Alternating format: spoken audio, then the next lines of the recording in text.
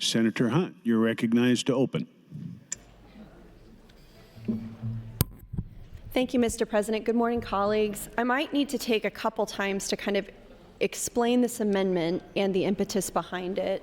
I definitely agree with Senator Hardin that anti-Semitism is real and rising. I thank Senator Sanders for prioritizing this bill, and I obviously believe that Jewish Nebraskans deserve protection and safety. And to me, the question isn't whether we fight anti-Semitism. We definitely need to do that. It's whether we adopt a definition that does that clearly without undermining free speech for Nebraskans. I distributed a handout to all of you about the Jerusalem Declaration on Anti-Semitism. The Jerusalem Declaration offers a much more precise definition of anti-Semitism and clearer guidance, and it protects Jewish communities while also protecting the constitutional right to criticize governments, including Israel, the United States, China, Russia, or any other nation at all.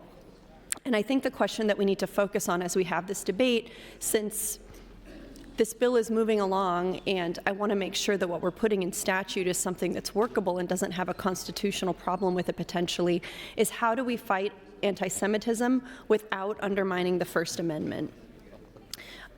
This definition was brought to me by a constituent, Sharon Conlin. She's a watcher of the legislature, and I've known her for many years. I think a lot of you might know her too. And she suggested this definition. She said, because the IHRA definition, which is the one that Senator Hardin currently has in the bill, is unclear in key respects and widely open to different interpretations, it has caused confusion and generated controversy, hence weakening the fight against anti-Semitism. Noting that it calls itself a working definition, we have sought to improve on it by offering a clear core definition and a coherent set of guidelines. She said, not knowing what you might propose on this bill, I'd like you to consider the Jerusalem Declaration on Anti-Semitism. I heard a bill in Massachusetts was amended and passed that uses this example that does not use the IHRA definition. We all agree we don't want anti-Semitism, she says. It's the IHRA examples that you know are the divisive culprit not allowing criticism of Israel and limiting political speech. The Jerusalem Declaration on Anti-Semitism guidelines provide clear guidance to identify and fight anti-Semitism while protecting free expression. So that's what my constituent Sharon reached out to me and shared. And I looked at this with my staff. I talked to some legal experts that we work with, and I decided, yeah, I'll shoot my shot and let's file this amendment and we can have a conversation about this alternative definition that does not water down the bill in any way. It does not change Senator Hardin's intention in any way. In fact, I do think it's better because it protects Nebraskans from potential constitutional and free speech issues that could come from the IHRA definition. The JDA, I'm going to call it the JDA, that's the Jerusalem Declaration on Anti-Semitism. The JDA was released in 2021 by over 200 scholars of anti-Semitism, Holocaust history, Jewish studies, and Middle Eastern studies. And it was written explicitly as a response to the IHRA definition, particularly because that definition that we're currently using blurs the line between anti-Semitism, which is hatred or discrimination against Jewish people, and political criticism of the state of Israel. And this definition, the JDA, keeps a clear core definition. Anti-Semitism is discrimination, prejudice, hostility, or violence against Jews as Jews or Jewish institutions as Jewish. The reason that I have criticisms of the International Holocaust Remembrance Alliance definition, which is the one that we're currently using in LB538, is, and I spoke about this on the last time that this was up, is because that definition includes quote-unquote contemporary examples, and those contemporary examples relate to criticism of Israel. So the problem is that the IHRA's examples are very broad, very, very, very politically loaded and controversial, very open to interpretation, and that definition has frequently been used around the country in the past several years to chill political speech. Whether someone agrees with the positions of Israel as politically irrelevant to anti-Semitism, the constitutional question that I think we have as we advance this bill is political speech against a nation protected? In the United States, in Nebraska, is political speech, is criticism of another country protected speech? Yes, it is, and that's why the IHRA definition used in this bill becomes politically risky. What makes this definition, the JDA, better is that it separates anti-Semitism from political speech clearly and directly.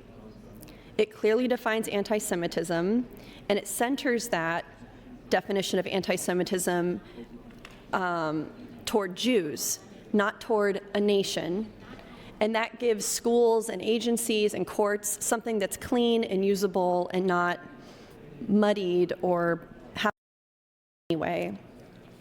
This definition also gives explicit guidance on protecting political expression. So it includes guidelines that explicitly state that these things in and of themselves are not anti-Semitic. Criticizing Israeli government policies, supporting Palestinian rights, advocating for constitutional changes to the political structure of Israel and Palestine. This definition clearly states that none of those things should be construed as anti-Semitism, and that's what the definition currently in LB538 lacks. That clarity that could come from my amendment is what protects Nebraska from potential First Amendment problems. I've already been saying on the floor, with regard to other measures that are before us, that we should not be casually reopening statutory language in volatile, controversial areas, whether that's abortion, whether that's environmentalism, whether that's workers' rights, or whether it's anti-Semitism and free speech. If Nebraska codifies the IHRA definition, including contemporary examples, as currently stands in LB538, we are embedded. What we're doing if we do that is we're entrenching controversial, contested political interpretations into state statute. We're creating a potential litigation risk, and I think that we're potentially inviting viewpoint discrimination challenges. And this definition that I've introduced with AM 2009, it's cleaner, it's less vulnerable to constitutional attack because it avoids criminalizing or chilling criminal viewpoints. I would like to read a little bit from this definition for the record. You all have it in front of you, but for folks watching and for the record and for the press, I want to talk explicitly about what this definition does. From their website, this reads, the Jerusalem Declaration on Anti-Semitism is a tool to identify, confront, and raise awareness about anti-Semitism as it manifests in countries around the world today. It includes a detailed guidance for those seeking to recognize anti-Semitism in order to craft responses. It was developed by a group of scholars in the fields of Holocaust history, Jewish studies, and Middle Eastern studies to meet what has been a growing challenge, providing clear guidance to identify and fight anti-Semitism while protecting free expression. Initially signed by 210 scholars, it now has around 370 signatories. It reads, we, the undersigned, present the Jerusalem Declaration on Anti-Semitism, the product of an initiative that originated in Jerusalem. We include in our number international scholars working in anti-Semitism studies and related fields, including Jewish, Holocaust, Israel, Palestine, and Middle East studies. The text of the declaration has benefited from consultation with legal scholars and members of civil society. Inspired by the 1948 Universal Declaration on Human Rights, the 1969 Convention on the Elimination of All Forms of Racial Discrimination, the 2000 Declaration of the Stockholm International Forum on the Holocaust, and the 2005 United Nations Resolution on Holocaust Remembrance, we hold that while anti-Semitism has certain distinctive features, the fight against it is inseparable from the overall fight against all forms of racial, ethnic, cultural, religious, and gender discrimination. And I'll finish this on my next time on the mic. Thank you, Mr. President. Senator Hunt, you're recognized to speak. Thank you, Mr. President. I have my staff looking into what you've said, but yes, it has been accepted by major Jewish organizations, just not your favorite ones. And I know that there's a lot of conservative support for this amendment, so let's keep talking about it and think about what we're really saying with this amendment. This declaration on anti-Semitism continues. Conscious of the historical persecution of Jews throughout history and of the universal lessons of the Holocaust, and viewing with alarm the reassertion of anti-Semitism by groups that mobilize hatred and violence in politics, society, and on the internet, we seek to provide a usable, concise, and historically informed core definition of anti-Semitism with a set of guidelines. Colleagues, as you listen to me read this, or as you read this at your desk, the question you need to ask yourself isn't if Senator Hardin is your best friend and you like his definition and you don't want to hurt his feelings. You need to ask yourself if this definition accomplishes the goals that you share with Senator Hardin for this anti-Semitism bill. It continues. The Jerusalem Declaration on Anti-Semitism responds to the IHRA definition, the document that was adopted by the International Holocaust Remembrance Alliance in 2016. Because the IHRA definition is unclear in key respects and widely open to different interpretations, it has caused confusion and generated controversy, hence weakening the fight against anti-Semitism. Noting that it calls itself, quote unquote, a working definition, we have sought to improve on it by offering a clearer core definition and a coherent set of guidelines. We hope this will be helpful for monitoring and combating anti-Semitism, as well as for educational purposes. We propose our declaration as an alternative to the IHRA definition. Institutions that have already adopted the IHRA definition can use our text as a tool for interpreting it. The IHRA definition includes 11 examples of anti-Semitism, 7 of which focus on the state of Israel. While this puts undue emphasis on one arena, there is a widely felt need for clarity on the limits of legitimate political speech and action concerning Zionism, Israel, and Palestine. Our aim is twofold. One, to strengthen the fight against anti-Semitism by clarifying what it is and how it is manifested. 2, to protect a space for an open debate about the vexed question of the future of Israel and Palestine. We do not all share the same political views, and we are not seeking to promote a partisan political agenda. Determining that a controversial view or action is not anti-Semitic implies neither that we endorse it nor do we not. The guidelines that focus on Israel-Palestine, numbers 6 to 15, should be taken together. In general, when applying the guidelines, each should be read in the light of the others and always with a view to context. Context can include the intention behind an utterance or a pattern of speech over time, or even the identity of the speaker, especially when the subject is Israel or Zionism. So, for example, hostility to Israel could be an expression of an anti-Semitic animus, or it could be a reaction to a human rights violation, or it could be the emotion that a Palestinian person feels on account of their experience at the hands of the state. In short, judgment and sensitivity are needed in applying these guidelines to concrete situations. And that, colleagues, is why I've introduced AM 2009, because the context of these conversations, who is the speaker? What are they speaking about? What is the nature of the speech and the criticism that they may be conveying? That matters to whether anti-Semitism is what's happening with that speech.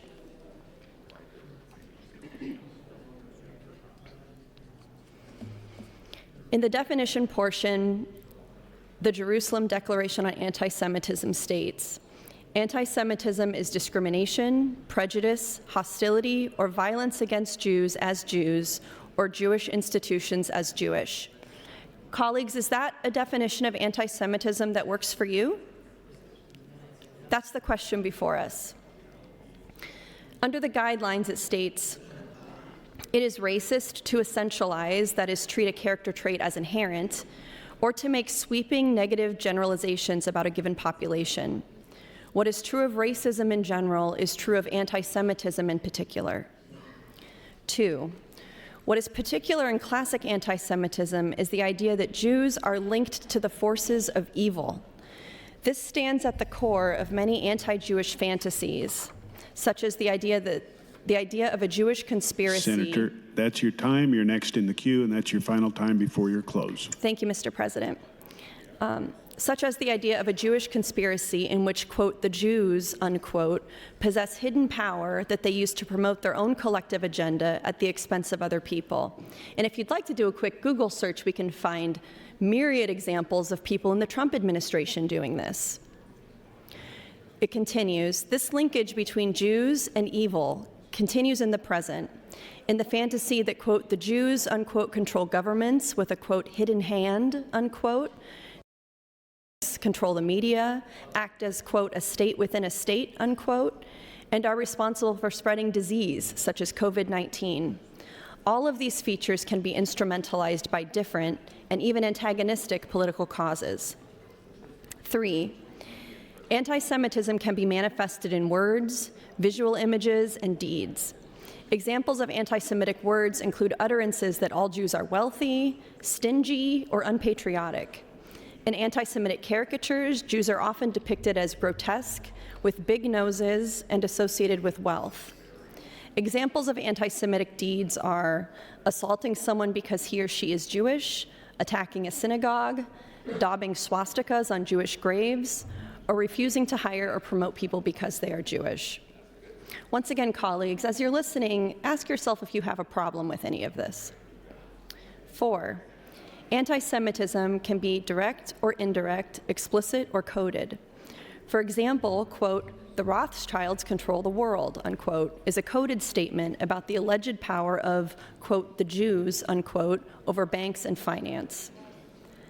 Similarly, portraying Israel as the ultimate evil or grossly exaggerating its actual influence can be a coded way of racializing and stigmatizing Jews. In many cases, identifying coded speech is a matter of context and judgment, taking account of these guidelines. Number 5, denying or minimizing the Holocaust by claiming that the deliberate Nazi genocide of the Jews did not take place, or that there were no extermination camps or gas chambers, or that the number of victims was a fraction of the actual total, is anti-Semitic. That's something that Bovino, is that his name? The guy that was doing the ICE raids in Minneapolis talked about quite a bit. I have an update about what happened in Massachusetts. What they did in Massachusetts, Senator Hardin, is they established a special commission on combating anti-Semitism in 2024. And that commission has debated about which definition to use in their reports. And it says, the commission spent a substantial portion of the meeting focused on the draft report's prefatory statement, including whether to anchor the document to the IHRA working definition and how to note alternative definitions such as the Jerusalem Declaration. This definition that I have proposed avoids the problem of conflating anti-Semitism with criticism of the state of Israel in terms of their treatment of their Palestinian neighbors. In the United States, we have the right, ostensibly still, though yikes, it's really getting rolled back and people are imprisoned today because of it or shot in the street. We have the right to criticize our government. We have the right to know who's arresting us when they pull us over or when they ask us for our ID or when they draw a gun on us when we're protesting in the street exercising our First Amendment rights. These are rights that our veterans have fought and died for. These are rights that we all took an oath to uphold on the Constitution. And these rights don't go away when we're talking about another country. And I think that there's a very dangerous gray area with the IHRA definition used in LB538 that does conflate support for the Palestinian cause, which you may hold or not, with anti-Semitism, and that puts us on legally shaky ground and also morally and ethically shaky ground. That's not a view that's consistent with the beliefs that we hold in the United States of America. I would encourage you to consider this Jerusalem Declaration on Anti-Semitism. It is serious, it is supported by Jewish scholars and Jewish organizations, and It does not change the intention or effect of LB538. It will make it easier and more effective for us to protect our Jewish neighbors in Nebraska and to make sure that they have a safe place to work, go to school, and live their lives as Nebraskans. Thank you, Mr. President. All unexcused members are present. Senators, the question is the adoption of AM 2009. A vote was underway. And there's been a request for roll call vote. Mr. Clerk.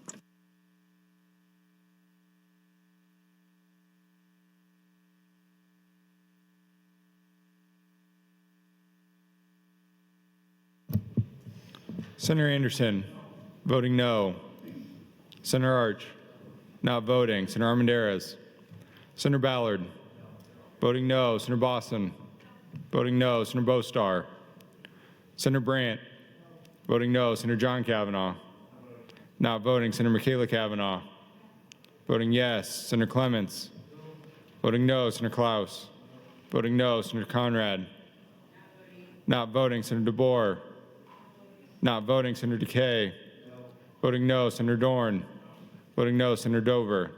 Senator Dungan, voting yes. Senator Frederickson, not voting. Senator Greka, voting yes. Senator Hallstrom, voting no. Senator Hansen, voting no. Senator Hardin, voting no. Senator Holcroft, voting no. Senator Hughes, not voting. Senator Hunt, voting yes. Senator Ibaugh, voting no. Senator Jacobson, not voting. Senator Juarez, voting yes. Senator Kauth, voting no. Senator Lippincott, voting no. Senator Lanuski, voting no. Senator McKinney,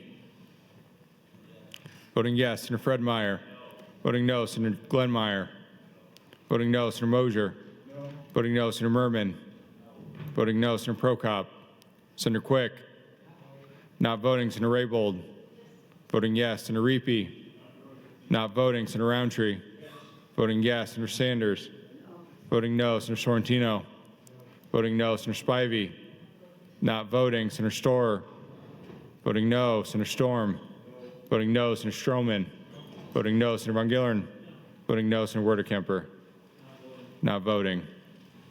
Vote is 8 ayes, 26 nays, Mr. President, on adoption of the amendment. AM 2009 is not adopted. I raise the call.